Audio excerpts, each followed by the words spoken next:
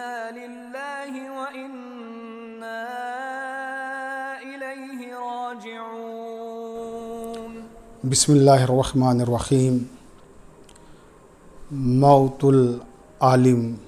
موت العالم، عربی کا بڑا مشہور مقولہ ہے کہ عالم کی موت عالم کی موت ہے۔ یقیناً اس میں کوئی شک نہیں ہے، جب کوئی عالم ہمارے درمیان سے رخصت ہوتا ہے تو گویا وہ اس کی موت نہیں، پورے عالم کی موت ہوتی ہے۔ اس بات کا ہمیں شدید احساس ہو رہا ہے جب سے مفسر قرآن، مدبر ملت اسلامیہ، سقط الاسلام علامہ طالب جوہری تابصرہ ہمارے درمیان سے رخصت ہوئے ہیں۔ علامہ طالب جوہری تابصرہ کی شخصیت ہمارے عہد کی عظیم ترین شخصیت تھی۔ یہاں پر میں اس بات کا ذکر کرنا چاہوں گا کہ یہ سن 2020 جہاں ساری کائنات کے لیے آفات ارضی و بلیات سماوی لے کر آیا ہے، ساری کائنات کے لیے یہ مصیبت کا سال ثابت ہو رہا ہے۔ کرونا وائرس کی بیماری نے جہاں پوری دنیا کو ہلا کے رکھ دیا ہے، وہیں ملت شیعہ کو بھی بہت نقصان پہنچا ہے۔ سن 2020 میں 3 جنوری کو ہمارے لیے بہت بڑی خبر غم تھی جنرل قاسم سلیمانی کی شہادت، اور اس کے بعد درمیان میں یہ سلسلہ جاری رہا، اور 22 جون کو ہم پر پھر ایک پہاڑ ٹوٹا، اور وہ پہاڑ تھا علامہ طالب جوہری تابصرہ کی رحلت۔ قرآن مجید میں سورہ بقرہ میں پروردگار عالم نے 247ویں آیت میں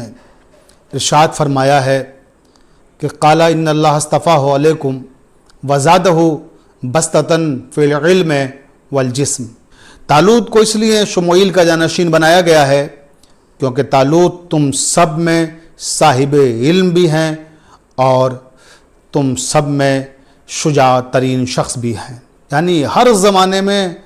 علم اور شجاعت 2 ایسی چیزیں ہیں جن پر افتخار کیا جاتا ہے اور کیا جاتا رہے گا۔ 2020 میں یہ دونوں بہت بڑے نقصان ہمارے ہوئے ہیں۔ شجاعت کے اعتبار سے ہمارے درمیان سے نہایت مرد جری، مرد بہادر، اشجع ایران جنرل قاسم سلیمانی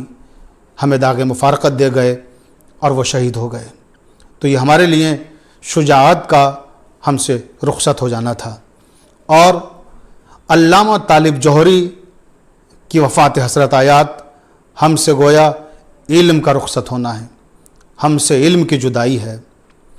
تو ہم اس سن 2020 میں جہاں بہت صدمے اٹھا رہے ہیں، ان میں یہ 2 عظیم ترین صدمے ہیں کہ شجاعت اور علم 2 اہم ترین ہماری جو اس حوالے سے شخصیات تھیں وہ ہمارے درمیان سے رخصت ہو گئیں۔ اور دوسری طرف کرونا وائرس کا قہر ابھی ساری دنیا میں جاری ہے، تو ہم ذاتی طور پر بھی مصائب و آلام میں مبتلا ہیں۔ تو ایسے مرحلے پر ہم امام زمانہ عجل اللہ تعالیٰ فرجہ شریف سے استغاثہ کرتے ہیں، وقت کے امام ہمیں ان مصیبتوں سے نجات دیجیے۔ ہماری گفتگو کا محور، ہماری گفتگو کا مرکز علامہ طالب جوہری تابصرہ کی ذات ببرکات ہے۔ علامہ طالب جوہری بیک وقت مفسر قرآن بھی ہیں، مورخ اسلام بھی ہیں، ادیب بھی ہیں، خطیب بھی ہیں، نقاد بھی ہیں، شاعر بھی ہیں،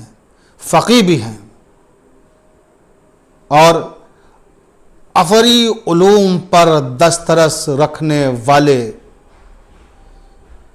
ایک عالم بے نظیر بھی ہیں۔ ظاہر سی بات ہے اتنی صفات کا حامل انسان جب ہمارے درمیان سے رخصت ہوتا ہے تو یہ ایک ایسا صدمہ ہے نہ صرف ملت شیعہ کے لیے بلکہ ملت اسلامیہ کے لیے بھی، کہ جسے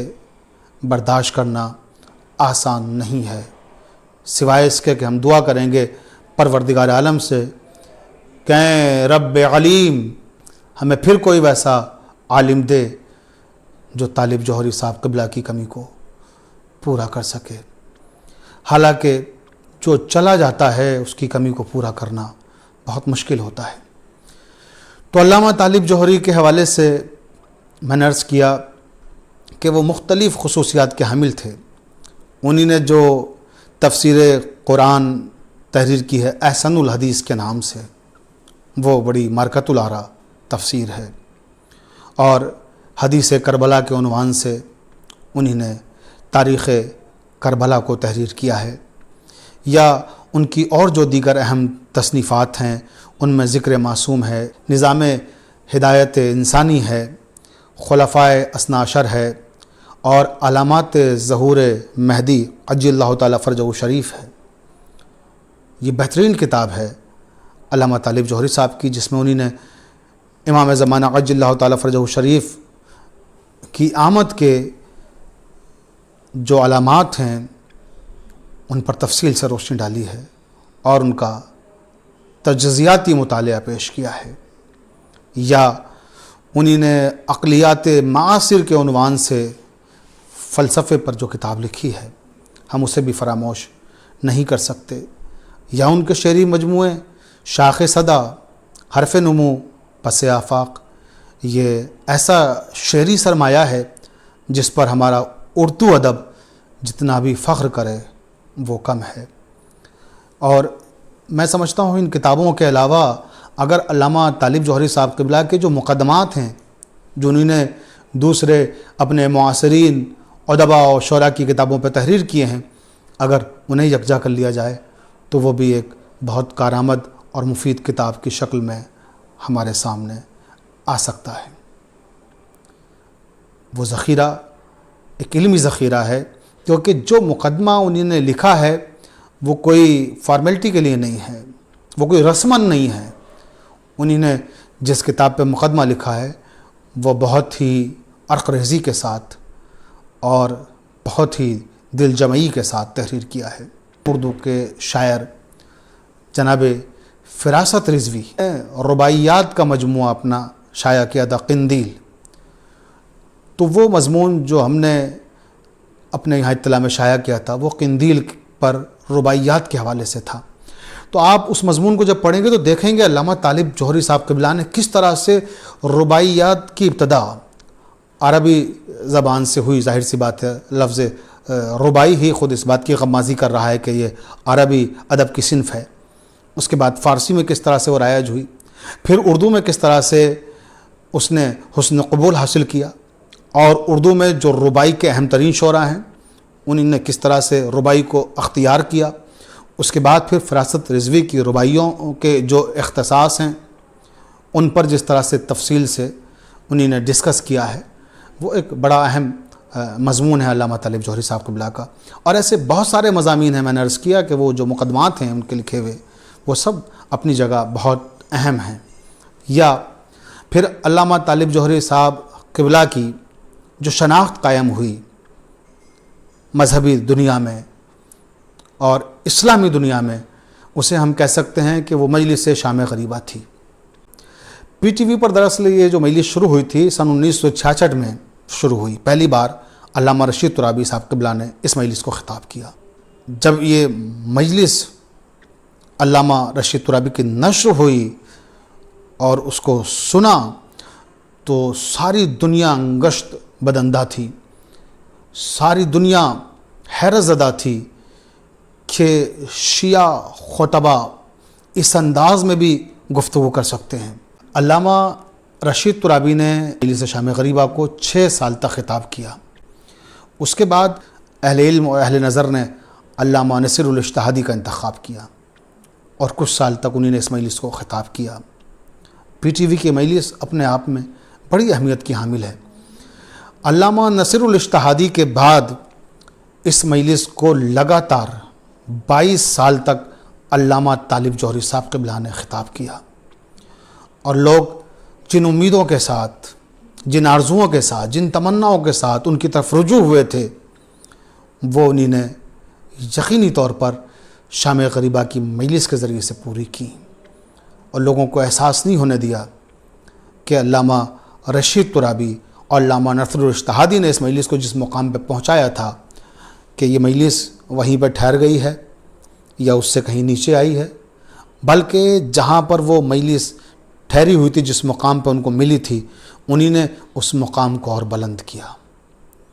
اور 22 سال تک مسلسل ایسے ایسے موضوعات پر یہ مجالس خطاب کی ہیں شام غریبہ کی کہ جنہیں نہ تو ملت شیعہ فراموش کر سکتی ہے، نہ اہل اسلام فراموش کر سکتے ہیں۔ تو علامہ طالب جوہری صاحب قبلہ کی شخصیت کے مختلف پہلو ہیں، اور مختلف ان کی شخصیت کے ابعاد ہیں۔ ان میں سے ایک فہم القرآن، یہ بھی پی ٹی وی کا پروگرام تھا، اس میں ایک شیعہ عالم دین اور 2 اہل سنت کے عالم دین ہفتے میں 3 علماء کا تفسیر قرآن سے متعلق پروگرام نشر ہوتا تھا۔ علامہ طالب جوہری جو ایک شعلہ بیان مقرر تھے، جب فہم القرآن میں تفسیر قرآن بیان کرنے کے لیے آتے تھے تو ایک دم ان کی شخصیت مختلف ہوتی تھی۔ جو منبر پہ نظر آتے تھے، جس جوش اور جس ولولے کے ساتھ وہ وہاں خطاب کرتے تھے، جب وہ ٹیلی ویژن کے اس پروگرام میں آتے تھے فہم القرآن کے، تو وہ انتہائی نرم گفتار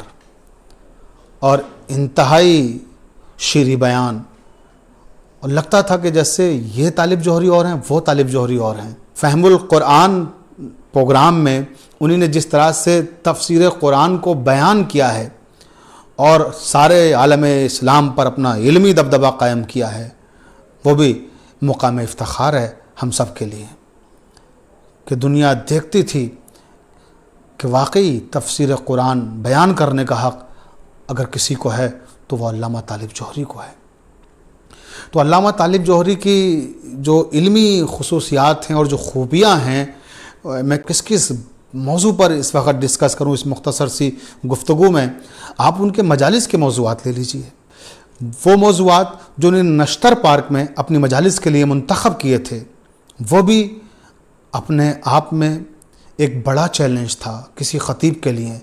کہ اس طرح کے خشک موضوعات پر لوگوں کو آمادہ سماعت کرنا، حیات و کائنات کا الوہی تصور، اساس آدمیت اور قرآن، انسان معاصر اور قرآن، یہ سب ان کے موضوعات تھے۔ اساس علم اور کتاب الہی، انسانیت کا الوہی منشور، نظام حیات انسانی، دین اور شریعت کی عقلی تعبیر، میراث عقل اور وحی الہی، تہذیب نفس، تہذیب حاضر، اس طرح کے نہ جانے کتنے موضوعات ہیں جن پر علامہ طالب جوہری نے منبر سے گفتگو کی ہے۔ آپ تصور کر سکتے ہیں کہ ان خشک موضوعات پر سامعین سے داد و تحسین بھی حاصل کرنا اور کامیابی کے ساتھ اپنے مضامین، اپنے موضوعات کی ترسیل کرنا، یہ کتنا مشکل فن ہے۔ اس فن کو علامہ طالب جوہری نے بہت آسان بنا دیا تھا۔ میں سمجھتا ہوں اردو زبان میں توحید کے حوالے سے کسی نے اتنی تقاریر نہیں کی ہوں گی جتنی علامہ طالب جوہری صاحب قبلہ نے کی ہیں، اور توحید کے حوالے سے جو اسرار و رموز انہوں نے منکشف کیے ہیں، وہ موضوعات اور وہ مضامین اس سے پہلے شاید اس انداز میں بیان نہیں کیے گئے۔ تو علامہ طالب جوہری صاحب قبلہ کا ہمارے درمیان سے چلے جانا، ایک ایسے عالم باعمل کا ہمارے درمیان سے رخصت ہو جانا کہ جب ہر طرف قحط کا عالم ہے، ہر طرف سناٹا ہے، مسند علم ویران ہے، اور ایک ایسا عالم جو مسند علم کی زینت تھا، ایک ایسا عالم جو منبر کا وقار تھا، ایک ایسا عالم کہ جو تفسیر قرآن کے اسرار و رموز کو منکشف کرنے میں بے پناہ ماہر تھا، اس کا ہمارے درمیان سے گزر جانا بہت افسوسناک ہے، بہت دردناک ہے۔ میں اپنی گفتگو کو علامہ طالب جوہری کے ہی ایک شعر پر تمام کرتا ہوں، یہ کہہ کے ڈوب گیا آفتاب عاشورا، رہے حسین کی تا حشر روشنی باقی۔ تو جس روشنی کو باقی رکھنے کی طالب جوہری کوشش کر رہے تھے، ہم دعا گو ہیں کہ پروردگار عالم اسی روشنی کے سبب ان کے وجود اور ان کے پیکر کو بھی قیامت تک روشن و تابندہ رکھے۔